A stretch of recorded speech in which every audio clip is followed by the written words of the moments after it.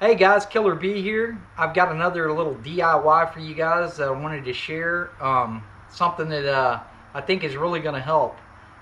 When Dan Flying Fish TV, I've talked about him a lot recently, was down, he actually brought his fish finder, and it was really cool the way that he had it set it up because it made it portable where he could, like if he went on a trip on an airline or something like that, he could take his fish finder with him.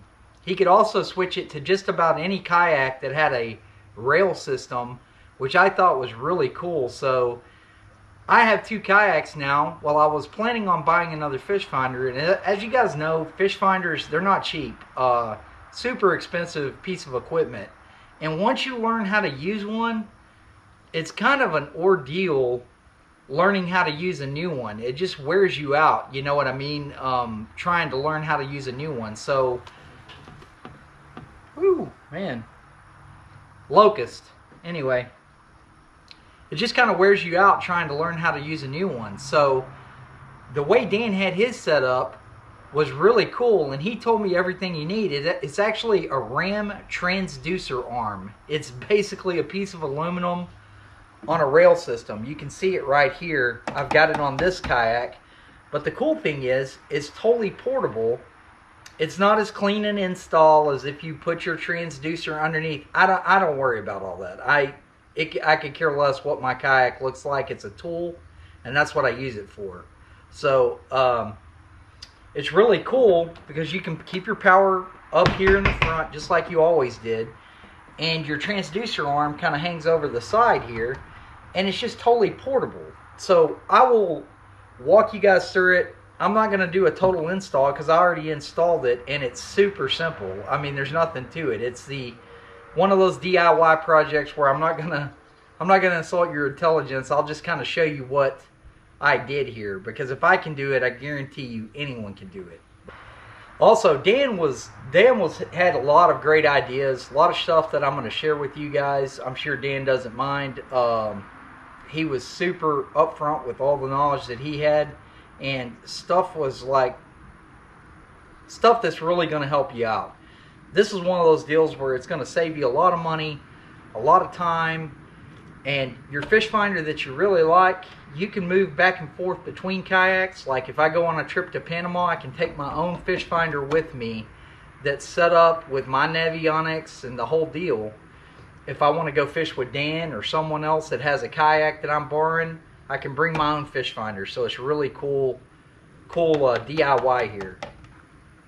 You can see it right here hanging down. It's pretty sturdy. If you're going through limbs or something like that, you might want to pick it up, but that's not the way that I fish. I fish offshore. I fish for big blue cats out in the middle of the lake. So I'm not much of a bass fisherman from a kayak. If I was, I could pull it out if I got into the brush like that. But that's the transducer arm. It's just a piece of aluminum that they send you with the deal for your transducer to buckle into there. And it comes up here to a little ball mount that you can stick on your rail system. Then you got your power cord and your transducer cord right there. The way Dan showed me to do it, the way Dan showed me to do it is you just basically take all your extra right there and just keep it in your side pockets. Now, a lot of people aren't going to like this because it's not a super clean install. I could care less as long as it functions for me, and this makes it super portable. I'm actually going to tape all this up so you don't have two exposed wires here. But your power system can still go up front where you want it, right there. You know, I'll move it over to the other kayak and show you how easy it is to move your fish finder. But that is it, right there. So, like I said, you just put that in your side hatch out of the way, get your cords out of the way, and you're fishing, man. You can take this on any kayak, you can move it around. And to be honest with you, there's nothing that I can't stand more than having to learn a new fish finder wherever I'm going. So this is a really good build for me. It might be great for one of y'all, so I wanted to show you. Right there, Here's your fish finder. Here's your cords all wound up. You could pack this into an airline, into a bag, and bring it on the airline with you. It's really cool. So all you do, so I got my ball mount on this kayak. You just saw it on the Old Town. So now I'm going to put it on this one. Keeps you from pulling your power cord and all that and wearing your... I really like that because you can kind of put this on here and leave it except for when you need to put some grease or whatever. And you can also pack it away in your hatch when you launch offshore in a dry bag and be good to go, not have to worry about your fish finder getting wet. So right here, Hobie's perfect. It's got my little net deal. Tuck it out of the way. There we go.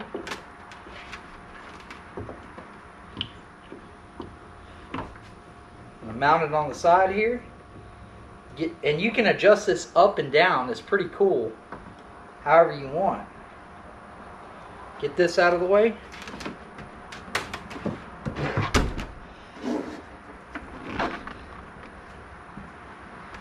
Get this out of your way here. And that's it. It's pretty cool. It takes that long to move it from one kayak to the next. And you've got your fish finder for both kayaks. So you don't have to buy a new fish finder and all that other mess. And it's super easy to transport back and forth. I'm not going to go through the whole process of putting all this together because it's really no big deal. It comes just like this. If you buy it, you can buy it with the ball mount, the 1-inch ball mount there, and it comes with the arm and the transducer deal and everything else to put on there. It's a little bitty ball mount that comes with the transducer arm. This is basically a piece of aluminum, bendable. It's mounted there. What I was telling you is you can see this. If you loosen this, you can go up, down, get it out of the way, like if you're in some brush or something, and tighten it right back up. And it lays really well right there. I mean, it's locked in. You saw how long it took me to move my fish finder over. Your fish finder is always plugged in. You just keep your ball mounts on the same side. See, I got the double ball mount there, double ball mount here, where I can have it on both sides. Also, another thing, I use an FPV battery system, which is great. You don't have to worry about corrosion and stuff. And this is it's an expensive battery. They're not cheap. So, but it lasts, you know, you can run your fish finder all day on it for 2 days in a row. At least. I've did that. It probably will go longer. But 2 solid days in a row fishing, and that battery's really expensive. So the less batteries you got to have, the better, right? So this is it. Kick the fish finder on for you guys. Coming on. Like I said, I'm not going to go through the whole process of... She's in the house, guys. Y'all can go knock on the door. I'm not going to go through the whole process of putting all this together because it's really no big deal. It comes just like this. If you buy it, you can buy it with the ball mount, the 1-inch ball mount there, and it comes with the arm and the transducer deal and everything else to put on there. And then basically, all I did was tape all this stuff up because you don't want to get rid of any wire in case you decide you want to change it later. Now I am going to tape like all this right here up just so it's clean, so I'm not getting hooks on it or anything like that. But a lot of people will say, well, that's going to defeat your hatch. You know what I'm saying?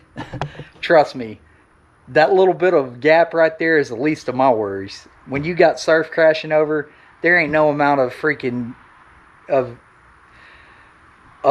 gasket that's going to keep all that water out for sure. So that's the least of my worries. Same thing over there. But that's it, guys. Fish finder install. You've got your fish finder. You can take it anywhere. Like I said, just another thing I learned from Dan, Flying Fish TV. If you guys haven't checked his channel out, make sure you do that, because that dude, I learned so much in this a short time. He's a really cool dude, so check out his channel. Anyway, it's hot. I'm going to get in the air condition. Killer Bee out.